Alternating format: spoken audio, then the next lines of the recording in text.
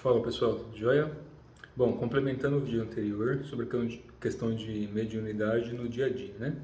Então, foi feito perguntas sobre mediunidade e dogmatismo, essa coisa toda.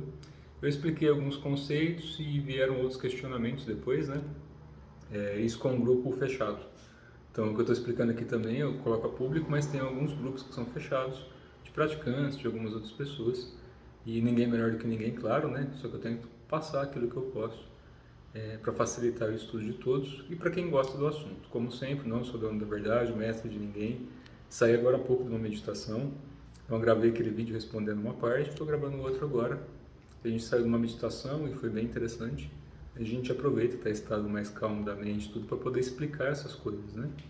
É sempre bom, quem puder cultivar esse tipo de coisa, seja médium ou não, magista, alquimista, ou um pai de família, um estudante, cultivar a meditação como uma forma de pacificar a mente, de acalmar os pensamentos, é sempre produtivo.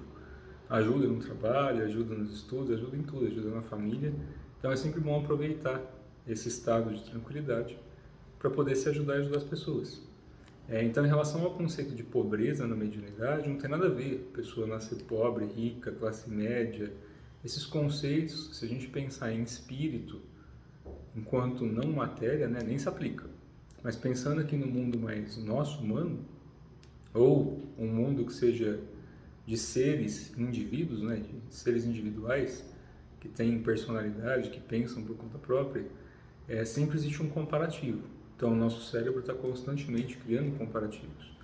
E isso, quando a gente pensa em espiritualidade, a gente coloca isso dentro das religiões, coloca isso dentro dos conceitos, dos dogmas.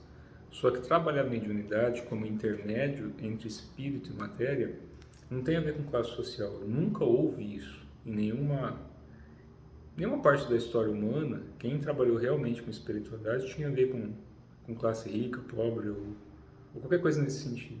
Se a gente pegar, por exemplo, Jesus de Nazaré, nasceu lá no meio dos marceneiros e não sei o quê, que naquela época, para quem era marceneiro, quem mexia com madeira, essas coisas, ganhava-se teoricamente bem pelo tipo de cultivo.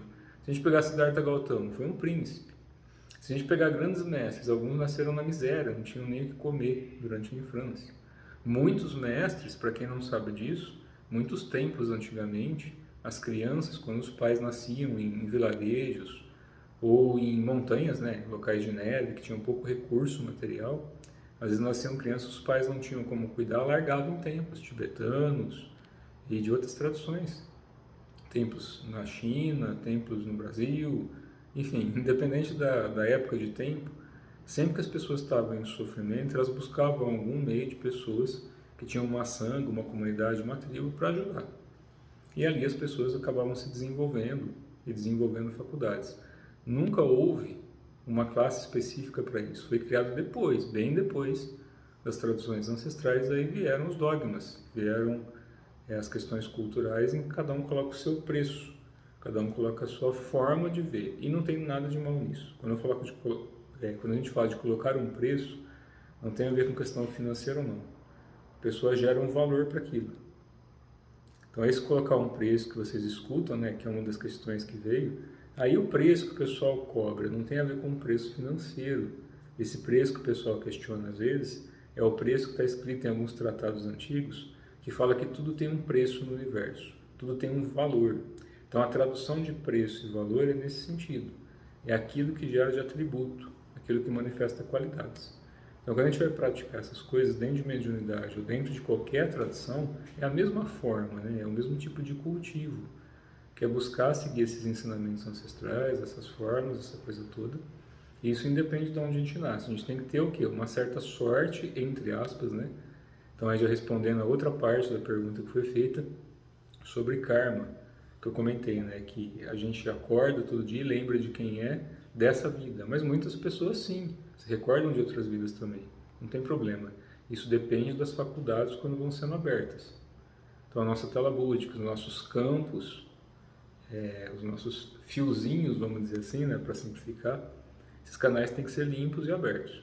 Tem pessoas que já nascem por questão de cultivo ancestral, então que pode ter vindo da herança da família, que pode ter vindo do seu dharma espiritual, já nasce com certas faculdades por um cultivo ancestral. Então essa alma, esse ser ou essa família já cultivou aquilo e a sua consciência acoplou ali. E a partir do momento ela recebeu aquela herança familiar a nível físico e espiritual a nível ancestral.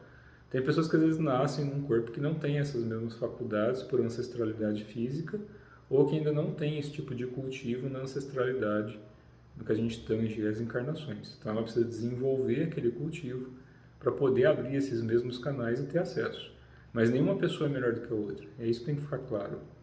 Não importa sexo, religião, cor. Na verdade, preconceito, para quem está estudando isso, não tem nem cabimento, né?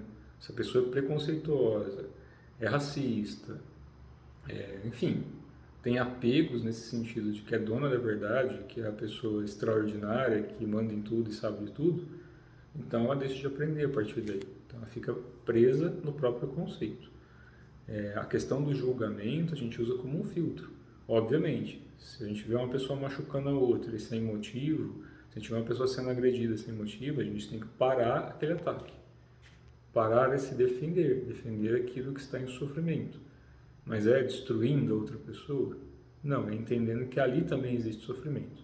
Porque nos conceitos, nos tratados, no que a gente busca praticar, né, dentro do cultivo, é a não agressão no sentido de parar a violência. Não é se tornar um alface ambulante, né, completamente mole, torto ali, que não faz nada na vida. Não é comodismo.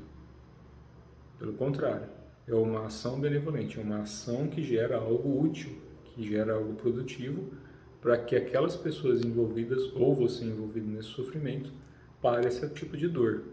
Porque se a pessoa está agredindo a outra, se ela quer conquistar tudo por poder, humilhando, maltratando, e agindo de forma leviana, ela está enfiando a consciência dela dentro de um ovo e cada vez vai se prendendo mais.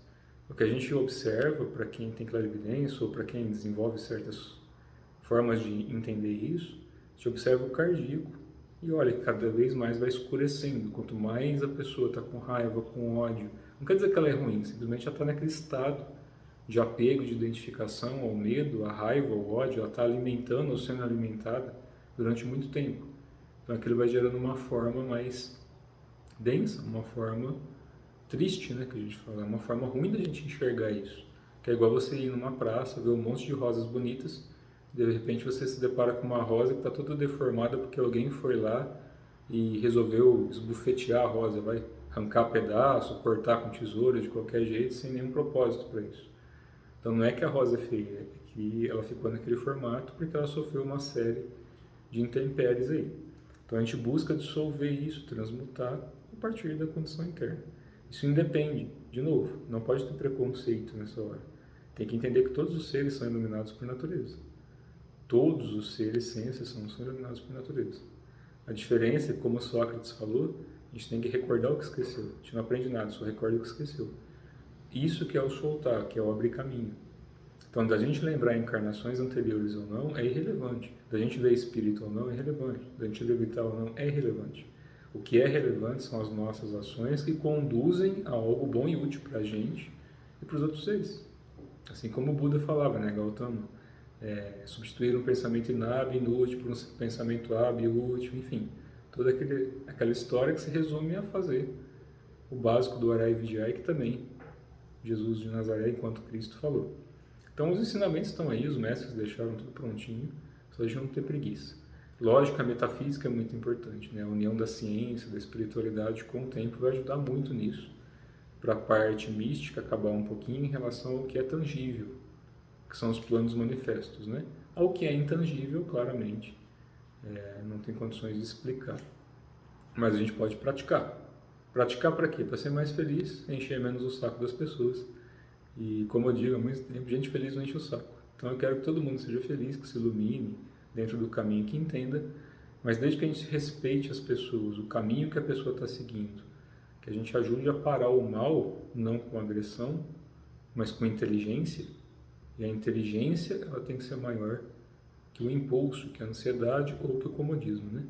Então quando a gente usa a inteligência, a gente vem para dentro, para, silencia, calma e depois vai agir. A nossa ação já foi maturada, depurada e processada de uma forma boa. Tá certo? Um abraço, tudo de bom.